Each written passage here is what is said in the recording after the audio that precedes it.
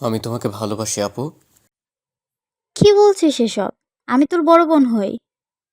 তাতে কি হয়েছে? বড় আপুর সাথে কি প্রেম করা যায় না?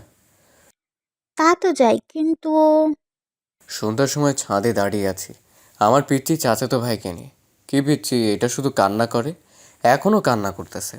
পাশের বাসার ছাদে তাকিয়ে দেখি একটা মেয়ে দাঁড়িয়ে আছে। আমাদের বাসা আর তাদের বাসা একসাথে লাগানো।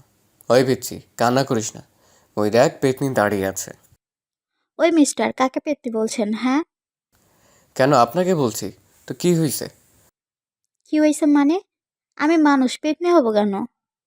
আসলে এই বাচ্চার কান্না থামানোর জন্য বলছি, সরি। ওকে। আচ্ছা, আপনাকে তো এর আগে কখনো দেখিনি। আমি জান্নাত, গ্রামে থাকি, এবার ভার্সিটিতে ভর্তি হয়েছি। এজন্য এখন থেকে ঢাকাতেই থাকবো। আর এটা আমার চাচার বাসা। ও বুঝছি, শালার কপাল, এটাও আমার সিনিয়র। ভাবলাম একটু লাইন মারমু। ধ্যাত। কি বলছেন মিনমিন করে? কই কিছু না তো। তো আপনার নাম কি, কিসে পড়েন? আমি শুভ, ইন্টার প্রথম বর্ষে পড়ি। ও, আপনি তো তাহলে পিচ্চি। ওই মাইয়া, মুখ সামলে কথা বলেন। আমি পিচ্ছি নই। তাই না? আমাকে আপু বলে ডাকবা, বুঝলা? না, আপু টাপু ডাকতে পারবো না। জান ডাকবো চলবে? বলেই দৌড়ে চলে আসলাম ছাদ থেকে। পেছন থেকে জান্নাত ডাকছে। ওই পিচ্চি দাঁড়াও, নইলে কিন্তু আমি চলে আসলাম নিচে। পরদিন কলেজে যাইতেছি আর গান গাইতেছি। ফাইটটা যায়, বুকটা ফাইটটা যায়। আহারে, পিচ্চিটা ছ্যাঁকা খাইছে নাকি? ওই কিরারে, আমার পিচ্ছি কয়। নিচের দিকে তাকিয়ে হাঁটছিলাম তাই চিনতে পারিনি। মুখ তুলে তাকিয়ে দেখি জান্নাত আপু। আপু আপনি এখানে? ওই হারামজাদা, আমাকে জান বলে ডাকবি বলছি না? এখন ডাক। না মানে সরি, মজা করছিলাম। এবার বলেন সকাল সকাল রাস্তায় কেন? এমবি কার্ড কিনতে গেছিলাম। ও বুঝলাম। আপু একটা কথা বলি? হুম, বলো। দাঁড়াও একটু দূরে গিয়ে বলতেছি। একটু দূরে গিয়ে শুরু করলাম। তোমার চোখ দুইটা টানা টানা, মুখটা হাসি হাসি। বড় ভাগ্যবান হবে সে, হ্যাঁ, যাকে বলবে ভালোবাসি। সেটা আমাকে বলো না। কি বললি হারামজাদা? দাঁড়াও, এখানে একদম নড়বি না। ইন্নালিল্লাহ, এখানে আর থাকা যাবে না। তাই দৌড় দিলাম কলেজের দিকে। কলেজ থেকে এসে ফ্রেশ হয়ে ছাদে গেলাম, দেখি জান্নাত সুন্দরীটাকে পাই কিনা। গিয়ে দেখি আছে, ফোনে কার সাথে যেন কথা বলছে।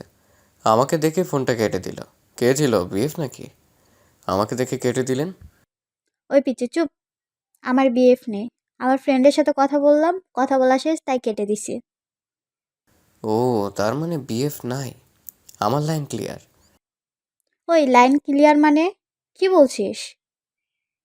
আলতু ফালতু চিন্তা বাদ দে। আর শোন, আমি তো সিনিয়র, আর তোরে তুই করেই বলবো। তুই তো লুচ্চা, ভালো হলে তাও তুমি ডাকতাম। ওকে ওকে, হাইসে আমার বিশ্বের সুন্দরী। চুপ। আমার সাথে আর কথা বলবে না, স্যাসরা একটা। আচ্ছা আপু বলবো না, একটা হেল্প করবা? কি হেল্প? তুমি গণিতে কেমন স্টুডেন্ট? কেন, মোটামুটি ভালো, কিন্তু তা জেনে তুই কি করবি? না কিছু করব না, আসলে আমি গণিতে খুব দুর্বল, একটু পড়াবা? কি? তোর মতো লুচ্চাকে আমি পড়াবো? জীবনেও না। বাই, আমার কাজ আছে। আমাকে তো তোমার কাছে পড়তেই হবে, না হলে তোমাকে পটাবো কি করে? বাসায় গিয়ে মাকে কিছু ডোজ দিলাম। ওর কাছে পড়ানোর জন্য মা রাজি হইল। রাতে আম্মুকে নিয়ে ওদের বাসায় গেলাম। মাত্র 1 মিনিট লাগে ওদের বাড়ি যেতে। যাওয়ার পর আন্টিকে বলল। আন্টি আবার জান্নাতকে বলল। জান্নাত তো রাজি হয়ে গেল পড়াতে। মনে মনে বলছি, বালিকা এবার মজা বুঝাবো তোমাকে। আমি জান্নাতের দিকে তাকাইছি আর ও আমার দিকে এমনভাবে তাকাইছে যেন একা পাইলে ইচ্ছে মতো মায়ের দিত। আমি একটা হাসি দিয়ে চলে আসলাম। পরদিন বিকেল 3টায় গেলাম পড়তে। রুমে গিয়ে দেখি ও নেই। ওয়াশরুমে পানির আওয়াজ হচ্ছে তাই আমি আমার ফোনে গেম খেলতে লাগলাম। একটু পর ওয়াশরুমের দরজা খোলার আওয়াজ হলো, দেখি জান্নাত আপু বের হলো। এইটা আমি কি দেখছি? বুকের উপর শুধু একটা তোয়ালে। আমি ধ্যান লেগে চেয়ে আছি। তখনই জান্নাত আমার দিকে তাকালো। তুই এখানে কি করছিস? বের হ এখান থেকে। বলে জান্নাত পিছিয়ে আবার ওয়াশরুমে চলে গেল আর বলতে লাগলো তাড়াতাড়ি রুম থেকে বের হতে। আমি বের হয়ে আসলাম, তারপর ডাক দিয়ে বললাম বের হইছি, এবার কাপড় চেঞ্জ করো। 10 মিনিট পরও আমাকে ডাকলো।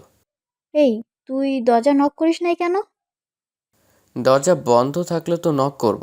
দরজা খোলা ছিল তাই এসে পড়েছি। আচ্ছা, কিছু দেখিসনি তো?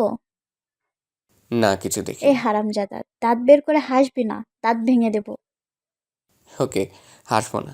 কিন্তু তুমি ওয়াশরুমে গোসল করতে ঢুকছো, কাপড় নিয়ে ঢুকবা না? আমি কি জানি তুই এখানে আসবি? এ ব্যাপারে আর কোনো কথা বলবি না। ওকে, ঠিক আছে, বলবো না। আমি একটা হাসি দিয়ে মনে মনে বললাম, উফ, যা দেখলাম আজ। এই, তুই মনে মনে কি বলছিস আর হাসছিস কেন? কই কিছু না। বাবারে, এ তো দেখি মনের কথাও বুঝে ফেলে। আচ্ছা, তোর তো গণিতে প্রবলেম। আজ তোর প্রবলেম সলভ করব। বই বের কর। বই বের করলাম, 2 ঘন্টা অঙ্ক করলাম। আজ চলে যা, আর পড়াবো না এখন। আর একটু পড়ি না? ওই, তোর সমস্যা কি? যাবি নাকি মার খাবি? ওকে, যাইতেছি। টাটা। কি রে, কেমন পড়লি? ভালো মা। 2 মাস পড়লে দেখো আমি এই প্রজন্মের বিদ্যাসাগর হব। হারামজাদা, তোর মুখে বিদ্যাসাগর উচ্চারণ করাটা পাপ। গেছো সেখান থেকে? টেনে টুনে পাশ করে আবার বিদ্যাসাগর? যাইতেছি। ক্ষুধা লাগছে, খাবার দাও। আমি হাত ধুয়ে আসছি। শুধু খাইতেই তো পারবি, আর কি পারবি? তো খাইতে কি দিবা না? আচ্ছা বলো তো, তুমি কি আমার আসল মা নাকি সৎ মা? কি বললি? আমি তোর সৎ মা? দাঁড়া, এক পা নড়বি না। আমার আর পাইকে এক দৌড়ে রুমে। তারপর হাত মুখ ধুয়ে খাওয়া দাওয়া করে ভাবতেছি জান্নাত আপুর কথা। আহ, কি সুন্দর তার রূপ। 2 ঘন্টা সামনে বসে থাকলাম, কি পড়লাম, শুধু মুখের দিকে তাকিয়েছিলাম। কি সুন্দর ঠোঁট, পুরাই ঝাক্কাস। পরদিন পড়তে গেলাম, তাই যে পৃষ্ঠায় অঙ্ক করাবে সেই পৃষ্ঠাতে লিখে রাখলাম, আই লাভ ইউ শুভ। জান্নাত আপু বই খোলার পর বলল, ওই বইয়ের ভিতরে এগুলা কি লিখছিস? কই কি লিখছি? বলো কি লিখেছি। আই লাভ ইউ শুভ? সত্যি বলছো? তুমি আমাকে ভালোবাসো? কি? আমি তোর মতো পিচ্ছি স্যাসরাকে ভালোবাসবো?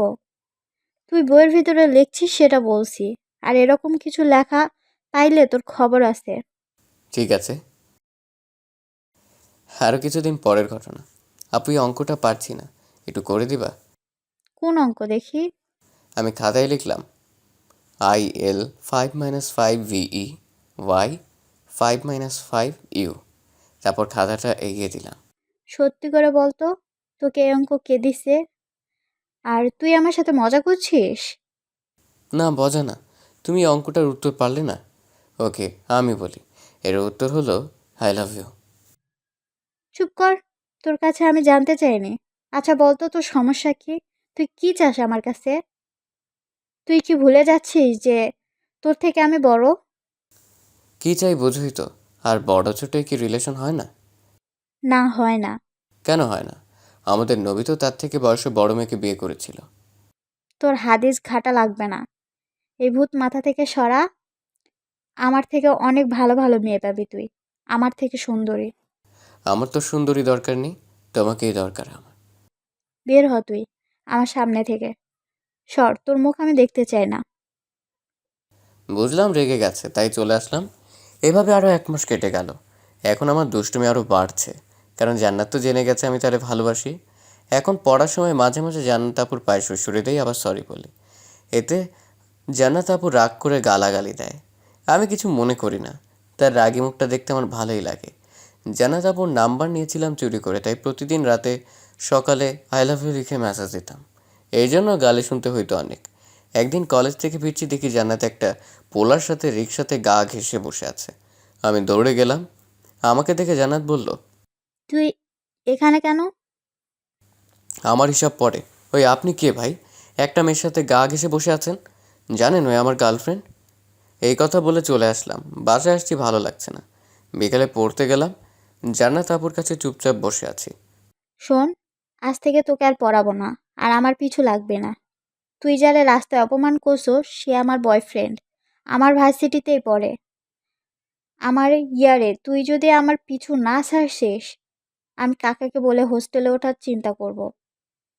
এখান থেকে চলে যাব। তোমার যেতে হবে না, আমাকে ক্ষমা করে দিও।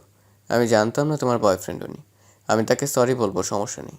কাল তোমার ভার্সিটি গিয়ে সরি বলে আসবো। প্লিজ আমাকে ক্ষমা করে দিও। আমি আর জ্বালাবো না তোমাকে। আল্লাহ হাফেজ। এরপর বাসায় চলে আসলাম।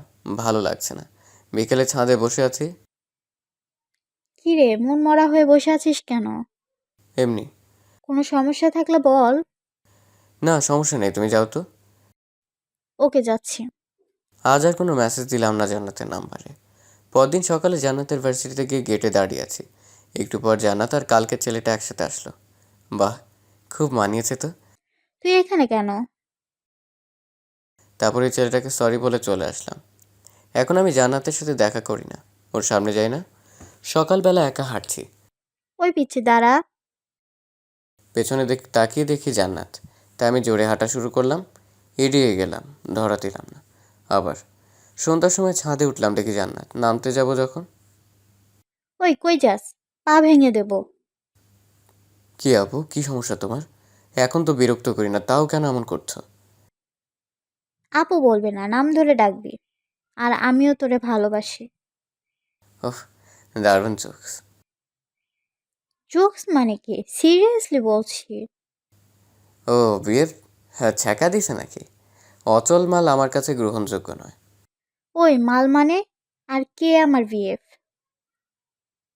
আমার বিএফ নাই, ওইটা আমার ফ্রেন্ড। তোকে তাড়ানোর জন্য নাটক করছিলাম। তো এখন কি পাবার জন্য নাটক করছো? পরে ছ্যাঁকা দিবে আবার, তাই না? আরে পাগল না, ছেঁকা দেব না। সত্যি বলছি। তোর শূন্যতা বুঝতে পারছি আমি। প্লিজ এমন করিস না। আবার আগের মতো জ্বালা এখন থেকে। ওকে, তাহলে শর্ত আছে একটা। কি শর্ত? একটা পাপ্পি দাও। না, হবে না। বিয়ের পর সব দেব। এখন কিচ্ছু দেব না। ওকে, শুধু আজকে একটা পাপ্পি, আর কিছু না। আর না দিলে জায়গায়। ওই দাঁড়া, দিতেছি। মা। শুরু হলো নতুন একটা প্রেম কাহিনী। সাবস্ক্রাইব করেন, তাহলে আমাদের বিয়েতে আপনাকেও দাওয়াত দিব।